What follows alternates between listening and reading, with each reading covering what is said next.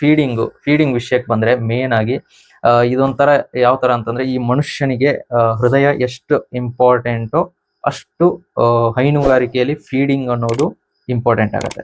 ಯೋಚನೆ ಮಾಡಿ ನೀವೇ.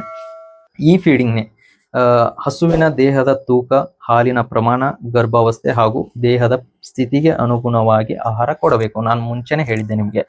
ವೇಟ್ ನೋಡ್ಬೇಕು, ಯಾವ ತರ ಒಂದ್ ಸೈಜ್ ನೋಡ್ಕೊಂಡಿರ್ತೀರ. ಆಮೇಲೆ ಹಾಲು ಎಷ್ಟು ಕೊಡುತ್ತೆ ಅಂತ ನೋಡ್ಕೋಬೇಕಾಗತ್ತೆ. ಅದ್ರ ಮೇಲೆ ನೀವು ಡಿಪೆಂಡ್ ಆಗತ್ತೆ. ಇವಾಗ ನಾನ್ ಕೊಡ್ತಾ ಇರೋದು ಒಂದ್ ಹಸು 20 ಲೀಟರ್ ಹಾಲು ಕೊಡುತ್ತೆ ನಮ್ದು. ನಾನ್ ಕೊಡ್ತಾ ಇರೋದು ಫೀಡಿಂಗ್ ಬಂದ್ಬಿಟ್ಟು ಒಂದು 3 ರಿಂದ 3.5 kg ಪರ್ ಟೈಮ್ಗೆ, ಒನ್ ಟೈಮ್ಗೆ. ಮಾರ್ನಿಂಗ್ ಟೈಮ್ಗೆ 3 ರಿಂದ 3.5 kg ಕೊಡ್ತೀನಿ, ಈವ್ನಿಂಗ್ 3 ರಿಂದ 3.5 kg ಕೊಡ್ತೀನಿ. ಅದನ್ನು ಲಾಸ್ಟ್ ವಿಡಿಯೋದಲ್ಲಿ ಹೇಳಿದೀನಿ, ನೋಡ್ಕೋಬಹುದು. ಇಷ್ಟು ಕೊಡ್ತೀನಿ ನಾನು.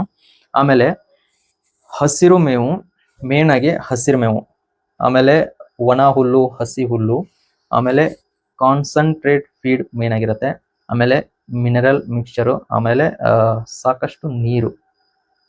ಮನುಷ್ಯನಿಗೆ ಹೃದಯ ಎಷ್ಟು ಇಂಪಾರ್ಟೆಂಟು, ಹೈನುಗಾರಿಕೆಯಲ್ಲಿ ಫೀಡಿಂಗ್ ಅಷ್ಟೇ ಇಂಪಾರ್ಟೆಂಟ್ ಆಗಿರುತ್ತೆ. ನೆಕ್ಸ್ಟ್ ಬಂದ್ಬಿಟ್ಟು ಮನುಷ್ಯನಿಗೆ ಕಿಡ್ನಿ ಎಷ್ಟು ಇಂಪಾರ್ಟೆಂಟು, ನೀರು ಅಷ್ಟೇ ಇಂಪಾರ್ಟೆಂಟ್ ಆಗಿರುತ್ತೆ. ನಿಜ ಹೇಳ್ತಾ ಇದ್ದೀನಿ.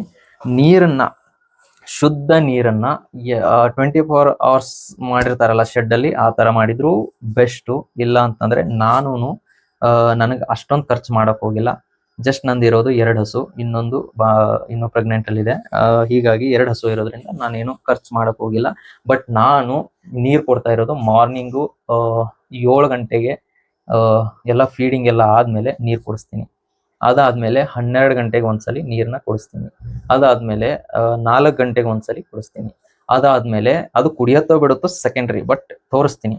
ಅದಾದ್ಮೇಲೆ ಸಂಜೆ 6 ಗಂಟೆ 7 ಗಂಟೆವರೆಗೂ ಯಾವಾಗ ಫೀಡಿಂಗ್ ಇಡ್ತೀವಲ್ಲ ಆ ಟೈಮಲ್ಲಿ ಒಂದ್ಸಲಿ, ಫೀಡಿಂಗ್ ಆದ್ಮೇಲೆ ಒಂದ್ಸಲಿ ತೋರಿಸ್ತೀನಿ. ಇವಾಗ ನೈಟ್ ಮಲ್ಕೋಬೇಕಾದ್ರೆ 8 ಗಂಟೆಗೆ, 8 ಇಲ್ಲ 9 ಗಂಟೆ ಯಾವಾಗ ಒಳಗಡೆ ಬರ್ತೀನೋ ಅದಕ್ಕಿಂತ ಮುಂಚೆ ಹೋಗಿ ಎಲ್ಲ ಕ್ಲೀನ್ ಆಗಿ ಸಗಣಿ ಗಿಣ್ಣೆ ತೆಗೆದು ನೀರು ಕುಡಿಸಿ ಆಮೇಲೆ ಬರ್ತೀನಿ. ನೀರು ಮೇನ್ ಆಗಿರುತ್ತೆ, ಅದು ಶುದ್ಧವಾದ ನೀರು ಇರ್ಬೇಕಾಗತ್ತೆ, ಸ್ವಚ್ಛವಾದ ನೀರು. ಅದರಲ್ಲಿ ಒಂದು 3 times 4 times ನೀರು ಕುಡಿಸ್ತಾ ಇದ್ದೀರಾ ಅಂತಂದ್ರೆ ಒಂದು ಜಾಸ್ತಿ ಏನ್ ಬೇಡ. ಮಾರ್ನಿಂಗ್ ಟೈಮಲ್ಲಿ, ಈವ್ನಿಂಗ್ ಟೈಮಲ್ಲಿ, ಲಾಸ್ಟಲ್ಲಿ ಒಂದು 2 times ಆದ್ರೂ ಉಪ್ಪನ್ನ ಆ್ಯಡ್ ಮಾಡಿ. ಉಪ್ಪಿನ ಅಂಶನು ಮೇನ್ ಆಗಿರುತ್ತೆ ನಿಮ್ಗೆ. ನಾನು ಲಾಸ್ಟ್ ವಿಡಿಯೋದಲ್ಲಿ ಏನ್ ಫೀಡಿಂಗ್ ಹಾಕ್ತೀನಿ, ಕ್ಯಾಲ್ಸಿಯಂ ಹಾಕ್ತೀನಿ ಎಲ್ಲ ಹೇಳಿದೀನಿ. ಮೇನ್ ಆಗಿ ಹೈನುಗಾರಿಕೆಯಲ್ಲಿ ಒಂದು ಹಸುವಿಂದ ಹಾಲು ಕರಿತಾ ಇದೀವಿ ಅಂತಂದ್ರೆ ಮೇನ್ ಆಗಿ ಹಾಲಲ್ಲಿ ಇರೋದು 70% ನೀರಿನ ಅಂಶ, ಆಮೇಲೆ ಉಪ್ಪಿನ ಅಂಶ ಇರುತ್ತೆ, ನೀರು ಜಾಸ್ತಿ ಇರುತ್ತೆ, ಅದಾದ್ಮೇಲೆ ಕ್ಯಾಲ್ಸಿಯಂ ಇರುತ್ತೆ. ಇವು 3 ಇಂಪಾರ್ಟೆಂಟ್ ಆಗುತ್ತೆ. ಕ್ಯಾಲ್ಸಿಯಂ ಡೈಲಿ ಫೀಡಿಂಗ್ ಕೊಡ್ತಾ ಇರ್ತೀರಲ್ಲ, ಮಾರ್ನಿಂಗು ಈವ್ನಿಂಗು ಕ್ಯಾಲ್ಸಿಯಂ ಕೊಟ್ರೆ ಬೆಸ್ಟು. ಇಲ್ಲ ನಾನು ಕಬ್ಬು ಕೊಡ್ತೀನಿ, ಇಲ್ಲ ಕ್ಯಾಲ್ಸಿಯಂದು ಒಂದು ಸ್ಟೋನ್ ತರ ಸಿಗುತ್ತೆ ಅದನ್ನ ಕೊಡ್ತೀನಿ ಅಂತಂದ್ರೆ ಓಕೆ. ಒಟ್ಟಿನಲ್ಲಿ ಕ್ಯಾಲ್ಸಿಯಂ ಇರಬೇಕು. ನಮ್ಮ ಹಸು ಪಕ್ಕದಲ್ಲಿ ಅಕ್ಕಪಕ್ಕ ಇರ್ತಾರಲ್ಲ ಅವ್ರದ್ದು ನೋಡಿದೀನಿ.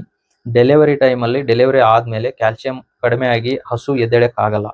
ಅವುಗಳಿಗೆ ಸಲೈನ್ ಪೈಪ್ ಡ್ರಿಪ್ ಅಂತಾರಲ್ಲ, ಡ್ರಿಪ್ ಹಚ್ಚಿ 1 hour ಅಲ್ಲಿ ಆಮೇಲೆ ಎದ್ದೇಳುತ್ತೆ. ಬಟ್ ನಮ್ದು ಇದುವರೆಗೂ ಆ ಸಮಸ್ಯೆ ಬಂದಿಲ್ಲ.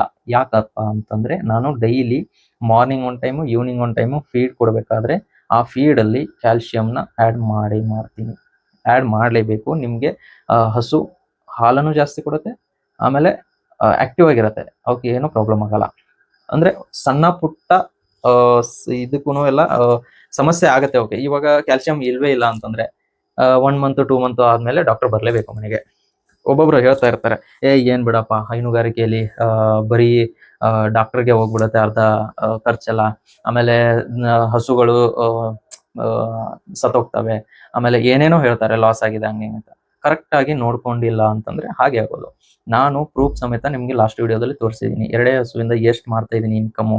ಆಮೇಲೆ ನನ್ನ ಹಸುಗೆ ಇದುವರೆಗೂ ಡಾಕ್ಟರು ಒನ್ ಟೈಮು ಒಂದು ಹಸುಗೆ ಕಾಲ್ ಸಮಸ್ಯೆ ಆಗಿತ್ತು. ಸ್ವಲ್ಪ ಓಡಾಡ್ಬೇಕಾದ್ರೆ ಕಾಲು ತಿರ್ಗೋಗಿತ್ತು, ಅದಕ್ಕೆ ಒನ್ ಟೈಮ್ ಬಂದಿದ್ರು.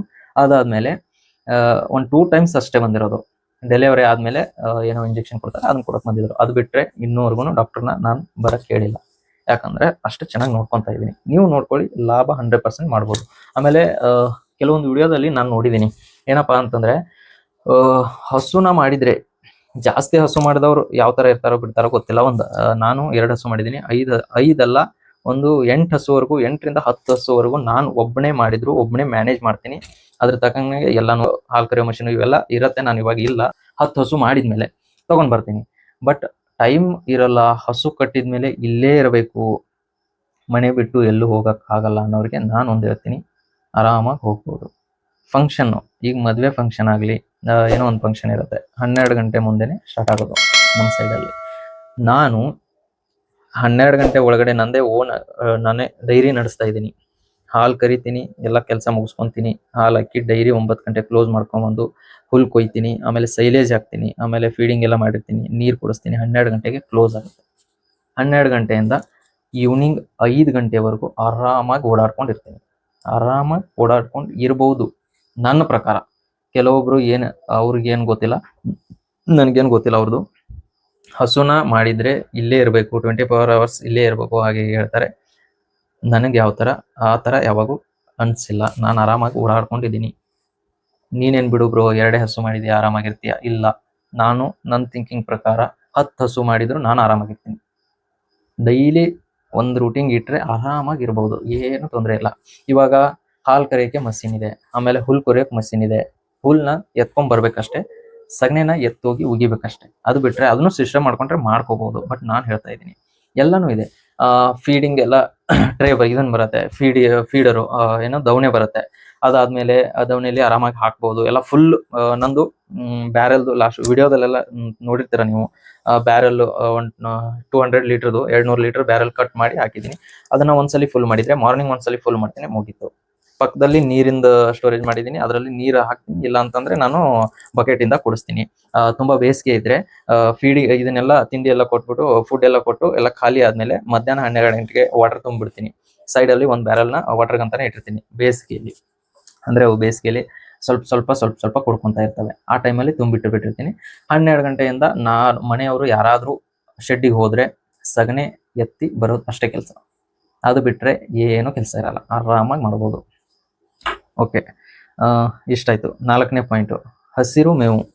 ಹಸಿರು ಮೇವು ಏನೇನು ಹಾಕ್ಬೇಕಪ್ಪ ಅಂತಂದ್ರೆ, ಹಸಿರು ಮೇವು ನಿಮ್ಮಲ್ಲಿ ಒಂದೊಂದು ಏರಿಯಾಗ ಒಂದೊಂದು ತರ ಇರುತ್ತೆ. ಅದು ನಿಮಗೆ ಯಾವ್ದು ಅಡ್ಜಸ್ಟ್ ಆಗಿರುತ್ತೋ, ನಿಮ್ಮ ಹಸುಗಳಿಗೆ ಯಾವ್ದು ಅಡ್ಜಸ್ಟ್ ಆಗಿರುತ್ತೋ ಆ ಹಸಿರು ಮೇವನ್ನ ಕೊಡಬಹುದು.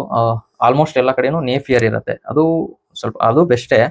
ಅದಾದ್ಮೇಲೆ ಜೋಳನೂ ಬೆಸ್ಟು, ಮೆಕ್ಕೆಜೋಳನೂ ಬೆಸ್ಟ್ ಆಗಿರುತ್ತೆ. ಮೆಕ್ಕೆಜೋಳ ಮೇನ್ ಆಗಿ ನನ್ನ ಪ್ರಕಾರ ಮೆಕ್ಕೆಜೋಳ ಬೆಸ್ಟು. ಮೆಕ್ಕೆಜೋಳ ಅದರದ್ದು ಹಿಟ್ಟಾಗಿರ್ಬೋದು, ಆಮೇಲೆ ಮೆಕ್ಕೆಜೋಳ ಸೈಲೇಜ್ ಆಗಿರ್ಬೋದು, ಮೆಕ್ಕೆಜೋಳ ಆಗಿರ್ಬೋದು, ಎಲ್ಲನೂ ಮೆಕ್ಕೆಜೋಳದ್ದು ಬೆಸ್ಟ್ ಆಗಿರುತ್ತೆ. ನಿಮ್ದು ಏನಾದ್ರೂ ಕೃಷಿ ಭೂಮಿ ಇದ್ರೆ ಮೆಕ್ಕೆಜೋಳನ ಮಾಡ್ಬೋದು. ಹೈನುಗಾರಿಕೆಯಲ್ಲಿ ಇರ್ತೀನಿ ಅನ್ನೋರು ಮೆಕ್ಕೆಜೋಳದಲ್ಲಿ ಆರಾಮಾಗಿರ್ಬೋದು. ನಾನು ಹಂಗೆ ಮಾಡ್ತೀನಿ. ನನ್ನ ಇರೋ ಹೊಲದಲ್ಲೆಲ್ಲ ಮೆಕ್ಕೆಜೋಳನ ಬೆಳೆಯೋದು. ಒಂದು ಟೈಮಲ್ಲಿ ಸೈಲೇಜ್ ಮಾಡ್ಕೊತೀನಿ, ಇನ್ನೊಂದು ಟೈಮಲ್ಲಿ ಒಣಗಿಸ್ಬಿಟ್ಟು ಅದನ್ನ ಕಣಿಕೆ ಮಾಡಿ ಆಮೇಲೆ ಮಿಕ್ಕಿದ ಕಾಳನ್ನೆಲ್ಲ ಗಿರ್ನಿಗೆ ಹಾಕ್ಬಿಟ್ಟು ಹಿಟ್ ಮಾಡಿ ಇಟ್ಕೊತೀನಿ.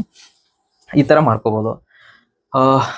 ಮೇವಿನ ವಿಷಯದಲ್ಲಿ ಅದರಲ್ಲಿ ಒಂದು ಸ್ವಲ್ಪ ಕ್ಲೀನ್ ಆಗಿ ಮೇಂಟೈನ್ ಮಾಡಬೇಕಾಗತ್ತೆ. ಯಾವ ತರ ಅಂತಂದ್ರೆ, ಇವಾಗ ತುಂಬಾ ದಿನ ಕತ್ತರಿಸ್ಬಿಟ್ಟು ಅಲ್ಲೇ ಬಿಟ್ಟಿರ್ತಾರೆ. ಆಮೇಲೆ ಏನಪ್ಪಾ ಅಂತಂದ್ರೆ, ಇದು ಸೈಲೇಜ್ ಮಾಡಿರ್ತಾರೆ. ಲಾಸ್ಟ್ ಅಲ್ಲಿ ಮೇಲೆ ಫಂಗಸ್ ಬಂದಿರತ್ತೆ. ಆ ಫಂಗಸ್ನ ತೆಗೆದ್ಬಿಟ್ಟು ಹಾಕ್ಬೇಕು. ಕತ್ತರಿಸಿರೋ ಮೇವಾಗ್ಲಿ ಇದಾಗ್ಲಿ. ಆಮೇಲೆ ಕೊಳ್ತೋಗಿರತ್ತೆ ಅಂತ ಹುಲ್ನ ತೆಗೆದ್ಬಿಟ್ಟು ಕ್ಲೀನ್ ಆಗಿರೋದನ್ನ ಆದಷ್ಟು ಕೊಡೋಕ್ ಟ್ರೈ ಮಾಡಿ. ಆಮೇಲೆ ನೀರು ನಾನು ಹೇಳಿದೀನಿ ನಿಮ್ಗೆ ನೀರು ಎಷ್ಟು ಇಂಪಾರ್ಟೆಂಟ್ ಅಂತ. ಹಸುವಿಗೆ ಯಾವಾಗಲೂ ಶುದ್ಧ ನೀರು ಸಿಗುವಂತೆ ನೋಡಿಕೊಳ್ಳಿ. ಓಕೆ, ಹಾಲು ಉತ್ಪಾದನೆಗೆ ನೀರು ಬಹಳ ಮುಖ್ಯ ಆಗಿರುತ್ತೆ. ನೀರು ಕಡಿಮೆಯಾದರೆ ಆಹಾರ ಸೇವನೆ ಮತ್ತು ಹಾಲಿನ ಉತ್ಪಾದನೆಯ ಮೇಲೂ ಪರಿಣಾಮ ಬೀಳಬಹುದು. 100%. ನೀರು ಕಡಿಮೆ ಆದ್ರೆ ಹಾಲಿನ ಇಳುವರಿನೂ ಕಡಿಮೆ ಆಗುತ್ತೆ, ಅದರಲ್ಲಿ ಏನು ಅಭ್ಯಂತರ ಇಲ್ಲ. ಹಸುವಿನ ಶೆಡ್ ಯಾವ ತರ ಇರ್ಬೇಕಪ್ಪ ಅಂತಂದ್ರೆ, ನಿಮಗೆ ಹಸುವಿನ ಶೆಡ್ ಬಗ್ಗೆ ಒಂದು ವಿಡಿಯೋ ಮಾಡಿ ಹಾಕ್ತೀನಿ. ಅಂದ್ರೆ ಡಿಸೈನ್ ಎಲ್ಲ ತೋರಿಸ್ಬಿಟ್ಟು, ಅಂದ್ರೆ ಯಾವ ದಿಕ್ಕಲ್ಲಿ ಇರಬೇಕು, ಯಾವ ದಿಕ್ಕಲ್ಲಿ ಇದ್ರೆ ಬೆಸ್ಟ್, ಇದನ್ನೆಲ್ಲಾನು ನೆಕ್ಸ್ಟ್ ಒಂದು ವಿಡಿಯೋ ಅದಕ್ಕಾಗಿನೇ ಮಾಡ್ತೀನಿ. ಇಲ್ಲಿ ಹೇಳಿರ್ತೀನಿ. ಗಾಳಿ ಚೆನ್ನಾಗಿ ಓಡಾಡ್ತಾ ಇರ್ಬೇಕು, ಗಾಳಿ ಪಾಸ್ ಆಗ್ಬೇಕು. ಅಂದ್ರೆ ಫುಲ್ ಮನೆ ತರ ಎಲ್ಲ ಗೋಡೆ ಏರಿಸಿ ಆಮೇಲೆ ಮೇಲೆ ಸೀಟ್ಸ್ ಹಾಕಿ ಇಲ್ಲ ಸ್ಲ್ಯಾಪ್ ಹಾಕಿ ಈ ತರ ಮಾಡಿದ ಕಿಟಕಿಯನ್ನ ಸ್ವಲ್ಪ ಚಿಕ್ಕದಾಗಿ ಈ ತರ ಮಾಡ್ತಾರಲ್ಲ, ಆ ತರ ಮಾಡೋದಕ್ಕಿಂತ ಓಪನ್ ಆಗಿರ್ಬೇಕು. ಯಾವ ತರ ಅಂತಂದ್ರೆ, ಇವಾಗ ಹೈಟ್ ಅಲ್ಲಿ ಕಟ್ಬಿಟ್ಟು ಮೇಲೆ ಸೀಟ್ಸ್ ಹಾಕ್ತಿದ್ರೆ ಸೀಟ್ಸ್ ಹಾಕೊಡಿ. ಅದಾದ್ಮೇಲೆ ಒಂದು 3 ರಿಂದ 4 ಫೀಟು ಇಲ್ಲ 4 ಫೀಟ್ ವರೆಗೂ ಒಂದು ಹೈಟ್ ಅಲ್ಲಿ ಇಟ್ಕೊಳ್ಳಿ. ಗೋಡೆನ ಕಟ್ಕೊಳ್ಳಿ ಸೈಡು. ಬೇಕು ಅಂತಂದ್ರೆ ನಿಮ್ಗೆ ಏನೋ ಬರುತ್ತೆ, ನಾಯಿ ಆಮೇಲೆ ಅದನ್ನ ಗಿರಿ ಏನಾದ್ರು ಬರುತ್ತೆ ಅಂತಂದ್ರೆ ಮೇಲೆ ಎಲ್ಲ ಇದನ್ನ ಜಾಳಿಗೆ ಬರುತ್ತಲ್ಲ, ಜಾಳಿಗೆನ ಹಾಕೋಬಹುದು. ಬೇಕು ಅಂತಂದ್ರೆ ಚಳಿಗಾಲದಲ್ಲಿ ಅದಕ್ಕೆ ನೀವು ಒಂದು ಕವರ್ ಎಲ್ಲ ಬರುತ್ತಲ್ಲ, ಆ ತರ ಕವರ್ನ ಹಾಕೊಂಡು ಪ್ಯಾಕ್ ಮಾಡ್ಕೊಂಡು ಬೆಸ್ಟ್. ಬೇಸಿಗೆಲೆಲ್ಲ ಓಪನ್ ಇಟ್ರೆ ತುಂಬಾ ಬೆಸ್ಟ್. ಗಾಳಿ ಆಮೇಲೆ ಸೂರ್ಯನ ಬೆಳಕು ಈ ತರ ಬರ್ತಾ ಇರಬೇಕು. ಅದ್ರ ಬಗ್ಗೆ ನಿಮ್ಗೆ ಡೀಟೇಲ್ಸ್ ಆಗಿ ಒಂದು ವಿಡಿಯೋದಲ್ಲಿ ಹಾಕ್ತೀನಿ. ಆಮೇಲೆ ಯಾವತ್ತು ಇವಾಗ ನೆಲನ ಕ್ಲೀನ್ ಆಗಿ ಇಟ್ಕೋಬೇಕು, ಅದೊಂದು. ಆಮೇಲೆ ನೀವು ಮಾರ್ನಿಂಗು ಆಮೇಲೆ ಜಾಸ್ತಿ ವಾಶ್ ಮಾಡ್ತಾ ಇರ್ತೀರಲ್ಲ, ತೊಳಿತಾ ಇರ್ತಾರೆ ಹಸುಗಳನ್ನ, ತೊಳೆದ್ಮೇಲೆ ಗಾಳಿಗೆ ಸ್ವಲ್ಪ ಬೇಗ ಆರೋ ಆ ತರ ಮಾಡ್ಕೊಂಡ್ರೆ ಬೆಸ್ಟ್. ಒದ್ದೆ ಆಗಿರಬಾರ್ದು, ಯಾವತ್ತೂ ಡ್ರೈ ಆಗಿರ್ಬೇಕು, ಚೆನ್ನಾಗಿರುತ್ತೆ, ಸ್ವಚ್ಛವಾಗಿರ್ಬೇಕು. ಆಮೇಲೆ ಅವು ಸಗಣಿ ಹಾಕತ್ತಲ್ಲ, ಅದರಲ್ಲೇ ಬಿಡಬೇಡಿ, ಅದನ್ನ ಎತ್ತಿ ಒಂದ್ ಸ್ವಲ್ಪ ತೆಗಿಯಕ್ ಟ್ರೈ ಮಾಡಿ. ನಾವು ಅದೇ ತರ ಮಾಡೋದು. ಎಲ್ಲ ಕೆಲಸ ಮುಗ್ದಿರತ್ತೆ, 12 ಗಂಟೆ ಕ್ಲೋಸ್ ಮಾಡ್ತೀವಿ ಇಲ್ಲ ಅಂತಲ್ಲ, ಬಟ್ ನಾವು ಅವಾಗ ಶೆಡ್ ಕಡೆ ಹೋಗಿ ಯಾರು ಇರ್ತೀವೋ ಅವ್ರು ಹೋಗ್ಬಿಟ್ಟು ಸಗಣಿ ಎತ್ತಿ ಬರ್ತಾ ಇರ್ತೀವಿ. ಕ್ಲೀನ್ ಆಗಿ ಇಟ್ಕೊಂಡಿರ್ತೀವಿ, ಇಟ್ಕೋಬೇಕು, ಬೆಸ್ಟ್ ಅದು. ಅಂದ್ರೆ ಇವಾಗ ಹಾಲ್ ಕರೆದ ತಕ್ಷಣ ಮಲಗತ್ತೆ ಹಸು. ಮಲಗಿದ್ಮೇಲೆ ಅದಕ್ಕೆ ಕೆಳಗಡೆ ಗಲೀಜ್ ಇದ್ರೆ ಕೆಚ್ಚಲು ಬಾವು ಅಂತಾರೆ, ಕೆಚ್ಚಲು ಬಾವು ಬರೋ ಸಾಧ್ಯತೆ ಇರುತ್ತೆ, 100% ಬರುತ್ತೆ. ಕೆಳಗಡೆ ಏನಾದ್ರು ಡಸ್ಟ್ ಇದ್ರೆ, ಏನಾದ್ರು ಡಸ್ಟ್ ಪಾರ್ಟಿಕಲ್ಸ್ ಇದ್ರೆ 100% ಏನಾದ್ರು ಬರುತ್ತೆ, ಇದು ಕೆಚ್ಚಲು ಬಾವು ಆಗೋ ಗ್ಯಾರಂಟಿ ಇರುತ್ತೆ. ಅದಕ್ಕಾಗಿ ಸ್ವಲ್ಪ ಚೆನ್ನಾಗಿ ನೋಡ್ಕೊಳ್ಳಿ, ಕ್ಲೀನ್ ಇಡಿ ಶೆಡ್ನ.